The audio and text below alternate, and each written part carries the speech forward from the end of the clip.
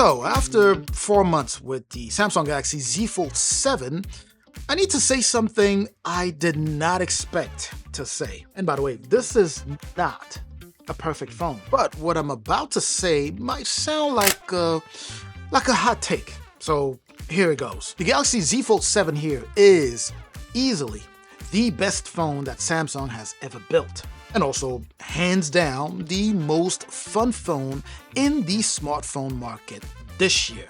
Yep, I said it. So let's go ahead and talk about why.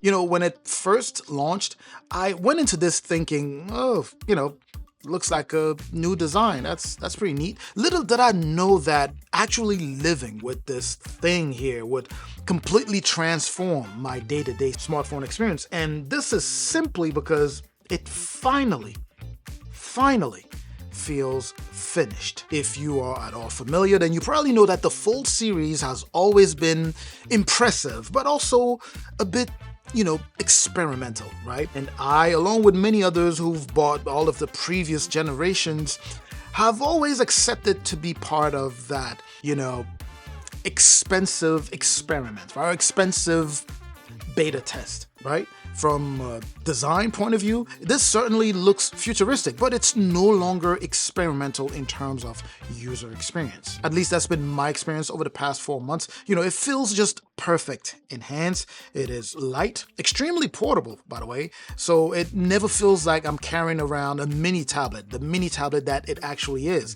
It is an absolute beauty to look at because the new design here is it's sharper, it's cleaner, and the hinge, this hinge here is simply the best Samsung has ever made. It feels strong, right? It feels smooth, it's confident, no crunch, no wobble. Well, actually, there is a wobble. But that's just physics, right? So you have to admit that that's just physics. But in the context of the hinge here, there is no wobble. That's what I meant. So as far as the design goes, this is the best this year in terms of smartphone design. And it's so good that I even forgot that there is no S Pen support this year, which by the way was, controversial, right? With reasons, of course. At first, I definitely felt that absence because I was used to it with the previous Fold. And also because the Fold has always looked like a device, begging for an S Pen. And there is no doubt that the lack thereof one is gonna be a no-go for many of you guys out there. But in my humble experience, however, after using it for about 4 months, the wider 21:9 outer display has made typing, scrolling, and even multitasking so much smoother that I don't even feel the need for a stylus anymore. And Samsung's handwriting recognition is, just surprisingly good with just your finger. And speaking of displays, by the way, this is where the Z Fold 7 here flexes on every other phone. The 6.5-inch cover screen feels like a real phone now. Perfect aspect ratio, perfect width, zero compromises. I actually use the front display way more than I expected. But the real magic is, and has always been, when you open that huge 8-inch inner display, right? Actually, I should call it an 8-inch dynamic AMOLED inner display. This here is probably the best screen ever put on a foldable. 120 Hz, LTPO, HDR10+, 2600 nits, peak brightness, and that crease is practically invisible at this point here while using it. It's an absolute marvel of a display here. Watching movies on here, the way they look, just gorgeous. Reading, it's a dream. Gaming here, just insanity. And multitasking here, of course, what can I say? Simply the best. This display is the entire reason the Fold category exists, and Samsung perfected it. Now let's go ahead and talk specs and performance because this phone is an absolute monster, right? The Snapdragon 8 Elite comboed with 12 gigs of RAM, or 16 gigs of RAM if you do flex a little, turns the Z Fold 7 here into one of the fastest devices to ever grace the smartphone market. Apps open instantly, games run at max settings, video editing in 4K, just buttery smooth. 3 apps running side by side. As I mentioned already, that's what this phone here was made for. And best part, it stays cool as a cucumber. I mean, Samsung cooling system They've taken, thermal management just to another level. If you want the most powerful foldable on the market, this is essentially it. This is the one. Anyways, now let's go ahead and move on to battery life. And this is where things look like they're gonna fall apart, but they actually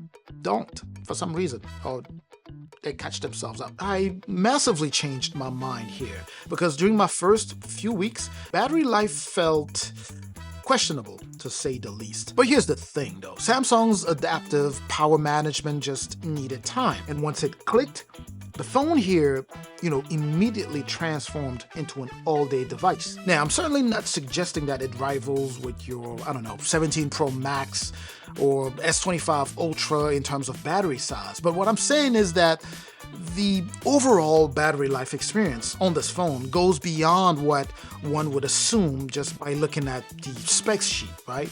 Now, 4 months in, I'm finishing the day with around 15 to 20% left, meaning no mid-afternoon panic anymore, no popping up before dinner, the same 4400 milliamp hour, the same 25-watt charging, which, this thing, it could be, I wish it were 45. But anyways, 25-watt charging, but with better efficiency thanks to the Snapdragon 8 Elite and Samsung's machine learning. However, this said, it's a shame that we get a 4400 milliamp hour battery in terms of size in a $2,000 phone. Again, don't get me wrong, it's now a very good battery, but at $2,000, yeah, right? Samsung could have done better. I can't even stop and imagine what this phone can do with something like 5500 or 6000 milliamp power, right? In terms of battery size. That would be just insane. But anyways, I digress here. The battery here has been, as I mentioned, consistent. It's been stable and predictable, which is always a good thing when it comes down to battery. Now let's go ahead and close with camera. And, for camera, the Galaxy Z Fold 7 here has seen some of the biggest upgrades in terms of camera, right? With the biggest surprise being that 200 megapixel main sensor, which in my humble experience has consistently delivered flagship level results. It's sharp, it's clean, it's bright, with more details and accuracy than before. Telephoto and ultra wide, well, still consistent, reliable, and very usable for sure. Now, the inner camera, on the other hand, look, it's not for photography, but for video calls during work, why not? It's more than solid. Now, with all of this said, here's my take on the Galaxy Z Fold 7. And we gotta be real here, right? Foldables are generally, a compromise-heavy experience, right? You would have it. They'll be cool, but flawed. Fun, but not dependable. The Galaxy Z Fold 7 here is the first foldable that finally gets it right. Battery life? Actually pretty good. Performance? Top tier, that's for sure. Cameras? Legit excellent. Displays? Well, just best in class. Design? It's mature, it is durable. Usability? Just next level. This is no longer a future concept. This is a phone that I can recommend with absolutely zero hesitation. And I'll say this as clearly as I can. The Galaxy Z Fold 7 is the best foldable you can buy today, period. And speaking of buying, Black Friday deals are here, by the way. So as always, I'm going to have some links in the description here for the best deals available on this phone if you happen to be in the market. Anyways, I'm hoping that this was informative. Let me know what your thoughts and questions in the comment section below. Make sure, of course, to subscribe to the channel if you haven't done so already. Like this video and share. I will catch you in the comment section like I always do. And I will catch you in the next video. Up until that next video, of course, as always, stay safe out there.